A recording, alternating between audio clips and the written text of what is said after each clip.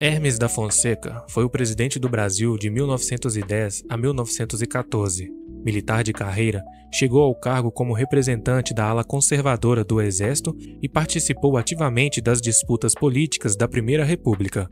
Após deixar a presidência, continuou influente nos bastidores e assumiu a presidência do Clube Militar, um espaço importante de articulação entre os oficiais do Exército.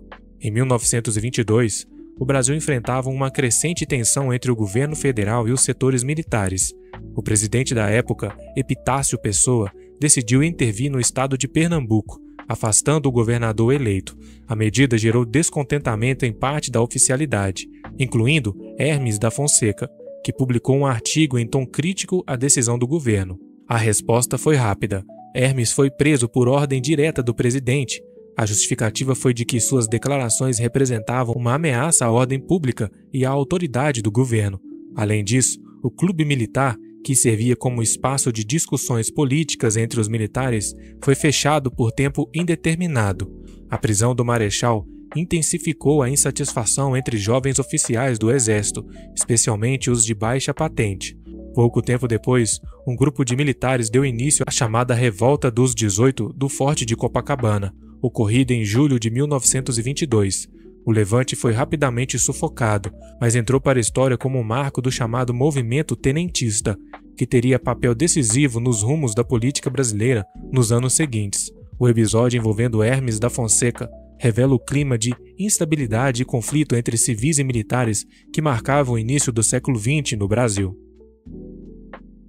Washington Luiz foi o último presidente da chamada República Velha, governando o Brasil entre 1926 e 1930.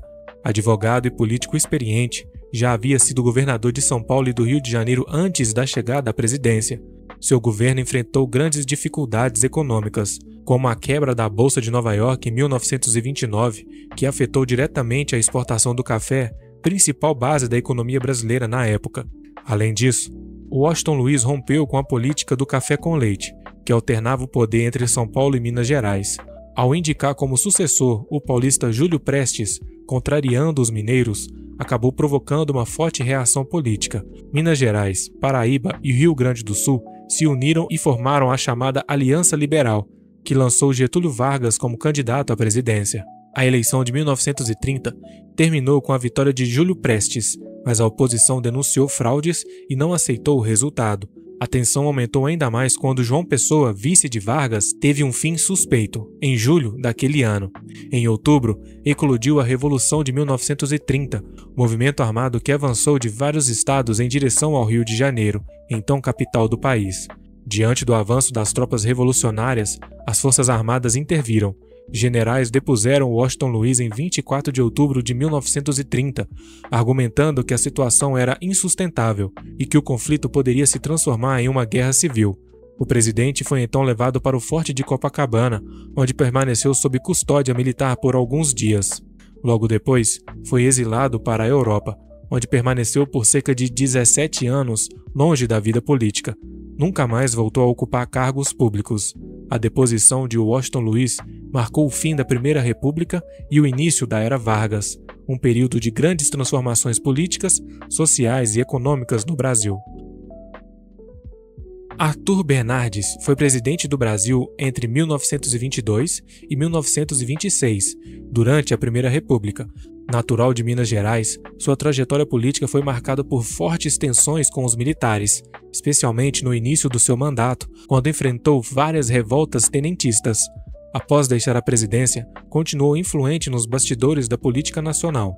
Em 1932, 6 anos após sair do cargo, Bernardes se envolveu em um dos episódios mais marcantes da história brasileira, a Revolução Constitucionalista de 1932. Esse movimento, liderado principalmente por São Paulo, exigia o fim do governo provisório de Getúlio Vargas, instaurado após a Revolução de 1930, e a convocação de uma nova Constituição para o país. Os paulistas acusavam o novo governo de autoritarismo e de ignorar os acordos feitos na época do golpe que derrubou Washington Luiz. Bernardes, mesmo já afastado da presidência, apoiou publicamente o movimento constitucionalista. Sua adesão foi vista como uma ameaça ao novo regime. Por conta disso, o governo Vargas decidiu agir de forma preventiva e ordenou a sua prisão. Ele foi detido e pouco tempo depois colocado a bordo de um navio rumo à Europa. Bernardes ficou exilado em Portugal por cerca de 1 ano e meio, sem ter sido julgado ou condenado formalmente. O gesto do governo tinha um claro caráter político: afastar possíveis líderes ou influenciadores que pudessem ameaçar a sua estabilidade. Enquanto isso, a Revolução Constitucionalista foi derrotada militarmente após quase 3 meses de combate. Apesar da derrota, o movimento acabou acelerando a convocação de uma nova Constituição que viria a ser promulgada em 1934. Café Filho assumiu a presidência da República em 1954, após o fim da Era Vargas. Antes disso, era o vice-presidente eleito e vinha de uma carreira política modesta, com passagens pelo jornalismo e pela Câmara dos Deputados. Sua gestão foi marcada por tentativas de estabilizar a economia e manter o equilíbrio político num período tenso, logo após a Era Vargas. Em novembro de 1955, Café Filho sofreu um problema de saúde, oficialmente descrito como um infarto, e precisou se afastar temporariamente da presidência. Durante a sua ausência, o presidente da Câmara, Carlos Luz, assumiu interinamente o governo. Nesse período, o país vivia um clima de forte instabilidade com a proximidade da posse de Juscelino Kubitschek, eleito naquele mesmo ano. Setores das Forças Armadas, especialmente o general Henrique Teixeira Lott, desconfiavam de uma possível tentativa de golpe para impedir a posse de JK. A crise se agravou quando Café Filho, já recuperado, anunciou que pretendia reassumir a presidência como era seu direito constitucional. No entanto, o alto comando militar considerou sua volta uma ameaça à estabilidade institucional e decidiu agir. No dia 21 de novembro de 1955, tropas cercaram o palácio, sede do governo federal na época, e impediram o retorno de Café Filho ao cargo. Ele foi colocado sob vigilância dentro de sua própria residência, em um tipo de prisão domiciliar informal, sem julgamento ou processo legal. Poucos dias depois, sob a pressão dos militares e do Congresso, Café Filho foi forçado a renunciar. Seu afastamento consolidou o caminho para a posse de JK, que ocorreria em janeiro de 1956. Juscelino Kubitschek, conhecido por ser o presidente que construiu Brasília e impulsionou o desenvolvimento do Brasil com o lema 50 anos em 5, deixou o cargo em 1961 com alta popularidade. Após sua saída da presidência, JK manteve-se ativo politicamente, sendo eleito senador por Goiás e mais tarde deputado federal por Minas Gerais. No entanto, sua trajetória foi interrompida com uma instalação do regime militar em 1964. Os novos governantes desconfiavam de figuras políticas associadas ao antigo sistema democrático, especialmente aqueles que tinham forte influência popular. Em 1964, JK teve seus direitos políticos cassados, baseado no ato institucional número 1, mesmo sem condenação criminal ou processo formal. Apesar do afastamento forçado da vida pública, JK começou a se aproximar de outros líderes também cassados, como João Goulart e Carlos Lacerda, para formar a chamada Frente Ampla, um movimento que buscava restaurar a democracia no país. Essa iniciativa foi vista com desconfiança pelos militares, que passaram a monitorar seus passos com atenção. Em junho de 1967, JK foi preso por alguns dias sob a acusação de conspirar contra o regime. Embora nunca tenha havido provas concretas apresentadas publicamente, a prisão foi usada como forma de intimidação. Depois disso, ele passou por períodos de prisão domiciliar e restrições políticas, sendo constantemente vigiado pelos órgãos de segurança do regime. Juscelino jamais foi formalmente condenado por nenhum crime. Seus registros de prisão e perseguição ocorreram sem processo judicial, refletindo o ambiente autoritário da época em que a oposição era tratada como uma ameaça à segurança nacional.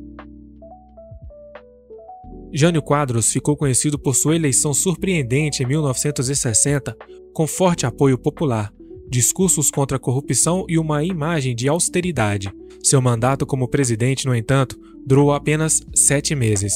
Em agosto de 1961, renunciou de forma inesperada, alegando forças ocultas, o impedindo de governar.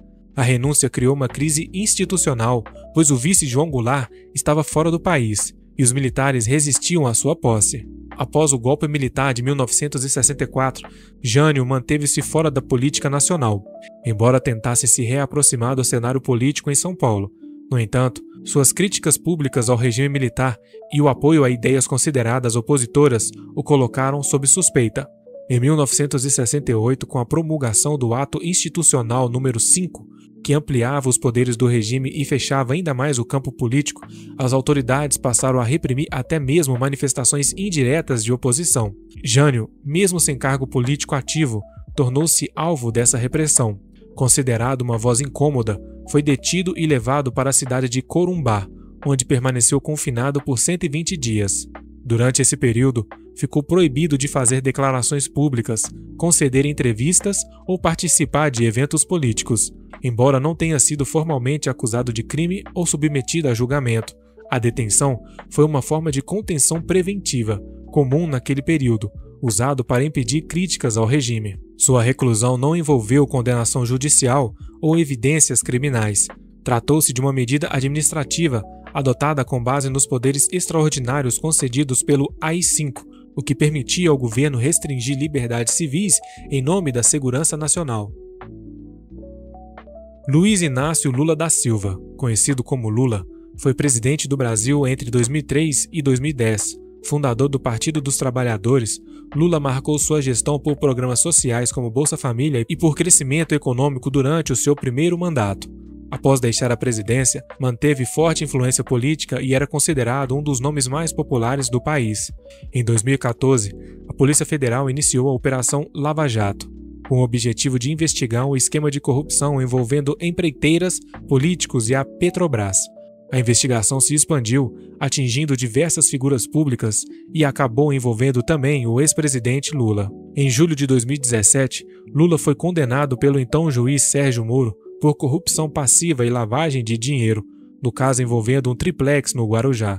Segundo a acusação, o imóvel teria sido reformado por uma empreiteira como forma de benefício indevido ao ex-presidente. Lula negou a propriedade do apartamento e afirmou ser vítima de uma perseguição política.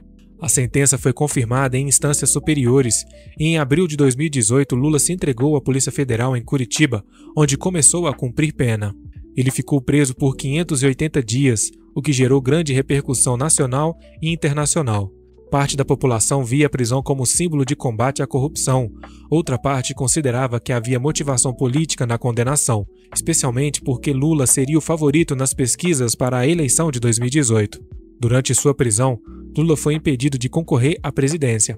Em 2019, a defesa entrou com diversos recursos. No mesmo ano, o STF decidiu que réus só poderiam ser presos após o trânsito em julgado, isto é, depois de esgotar todos os recursos possíveis, o que levou à sua libertação em novembro de 2019. Em 2021, o STF anulou as condenações de Lula relacionado à Lava Jato, alegando que a 13ª Vara Federal de Curitiba não tinha jurisdição para julgar os casos. Além disso, o Supremo declarou parcialidade do então juiz Sérgio Moro, o que invalidou as decisões. Com isso, Lula recuperou os seus direitos políticos. Michel Temer assumiu a presidência do Brasil em 2016 após o impeachment de Dilma Rousseff, no qual era vice. Seu governo foi marcado por reformas econômicas, enfrentando resistência popular e baixa aprovação. Após deixar a presidência, tornou-se alvo de diversas investigações relacionadas à Operação Lava Jato e outras ramificações do combate à corrupção. Em 21 de março de 2019, Michel Temer foi preso preventivamente pela Polícia Federal. A prisão estava ligada à Operação Descontaminação, que investigava um suposto esquema de propina em contratos ligados à construção da usina nuclear Angra 3, por meio da Eletronuclear. A suspeita era de que Temer teria liderado um grupo que atuava desde 2011, arrecadando vantagens indevidas por meio de contratos públicos. Além de Temer, outras figuras políticas e empresários também foram presos na mesma operação. A investigação apontava para desvios que teriam alcançado mais de R$1 bilhão. A decisão de prender o ex-presidente causou grande repercussão política e jurídica, reabrindo o debate sobre o uso de prisões preventivas antes da condenação definitiva. Poucos dias após a prisão, o Tribunal Regional Federal decidiu por sua libertação, entendendo que não havia mais justificativas legais suficientes para a manutenção da prisão preventiva. No entanto, Temer foi preso novamente por decisão da segunda instância e solto logo depois, mediante o cumprimento de medidas cautelares, como a entrega de passaporte, proibição de contato com outros investigados e bloqueio de bens. Ao longo do processo, a defesa do ex-presidente negou as acusações, alegando perseguição política e fragilidade das provas apresentadas. E você, sabia que o Brasil tinha tantos ex-presidentes presos? Se você gostou do vídeo, se inscreva no canal, curta o vídeo para mais vídeos como esse.